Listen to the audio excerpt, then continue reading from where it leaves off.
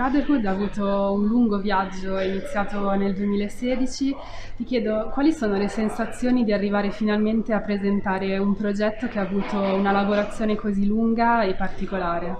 Sì, Brother ha avuto una gestazione lunghissima perché abbiamo fatto 4 anni di riprese, è stato un percorso anche emotivamente, psicologicamente molto, molto intenso, molto duro, sia per la storia che raccontiamo, sia anche per le difficoltà che ovviamente abbiamo incontrato, sia io che la troupe, di entrare in questa comunità e di rappresentare un romanzo di formazione così lungo, così complesso, di 4 anni dell'adolescenza che vanno di questi ragazzi, di Jabir, di Usama, di Usair, dall'adolescenza alla vita adulta, di come diventano uomini. È una sensazione bellissima quella di essere qui a Locarno, di aver portato a compimento un'opera così complessa, dico complessa per la sua struttura, per anche la frammentazione che abbiamo applicato nel montaggio. E sarebbe bello in realtà avere qui i ragazzi che potessero essere con noi, però non sono potuti venire per ragioni legate alla pandemia e alle difficoltà di viaggio da un paese extraeuropeo. Tra i tanti temi che tratta il documentario, la ricerca di se stessi, questa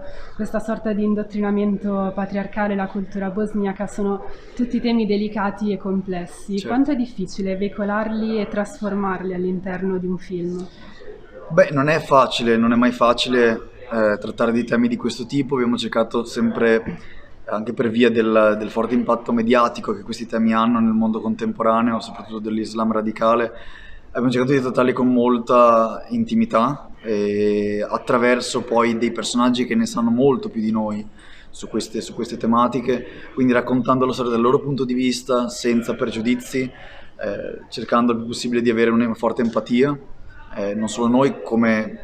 regista e come troupe, ma anche per il pubblico. Il pubblico volevo che con questa immagine anche molto ravvicinata della loro adolescenza, dei loro microdrammi, si potesse connettere al loro mondo e riscoprire anche la propria frustrazione degli adolescenti, le proprie scoperte, le proprie sconfitte, vittorie di crescere, e soprattutto per coloro che sono cresciuti con dei fratelli o con delle sorelle, quindi in un contesto familiare dove è importante anche saper abbandonare i rapporti con il proprio padre e anche incrinare magari delle volte i rapporti con i propri fratelli per affermare la propria identità. E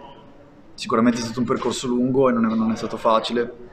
però i ragazzi ci hanno guidato, cioè la bellezza del documentario è proprio quella di saper portare, a saperci guidare. Alla fine erano loro a avere il timone delle loro vite, io ero semplicemente uno specchio. Io rifletto la loro vita in un film, e, però la loro volontà di riscatto, di determinazione è la loro. Quindi è stato naturale, entrando in questo mondo con una certa forma di rispetto e di sensibilità, stare in ascolto, ascoltare quello che i ragazzi avevano sinceramente da dire e non andare lì con una mia idea prefabbricata e imporla sulle loro vite. È questo anche che ha guidato un po' la scelta del documentario anziché un film di finzione ispirato alla loro vita? Certo, beh, io sento il documentario come una mia vocazione personale e amo fare il documentario anche per questo, per il livello di complessità che ti porta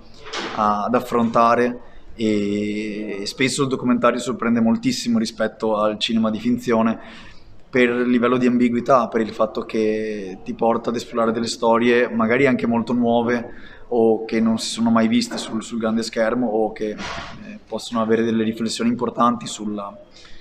letteratura. E quella è una cosa che con la finzione il cinema di finzione è molto più controllato, quando il documentario è una forma più viva, è una materia che ti permette di costruire, e anche con lo stesso materiale si potrebbero fare numerosi film diversi con un significato diverso. Quindi diventa sempre poi un'ottica personale di sottrazione, di riuscire a portare,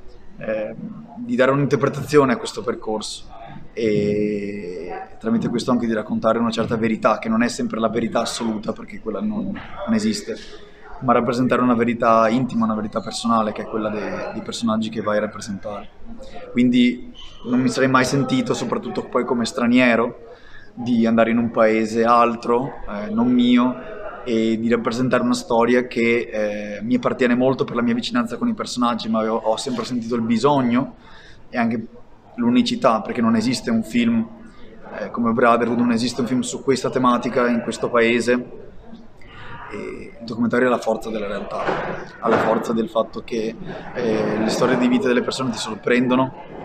e che quindi hanno, penso, su di me e sul pubblico un impatto molto più forte, perché quello che vedi non è frutto di una mia percezione solamente, ma è frutto di un percorso di vita reale che hanno i personaggi.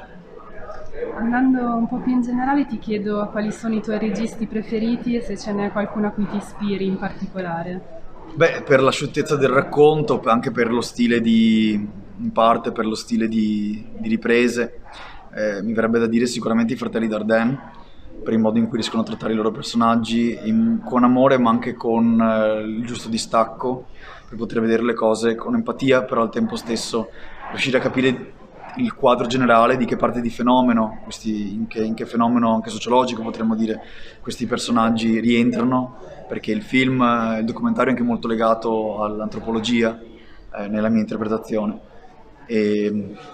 quindi potrei nominare anche tanti documentaristi sia italiani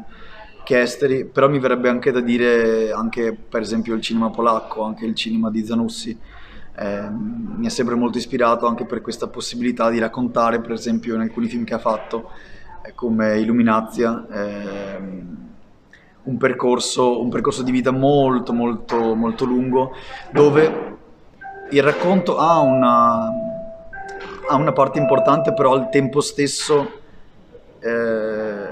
il punto del film non è il racconto.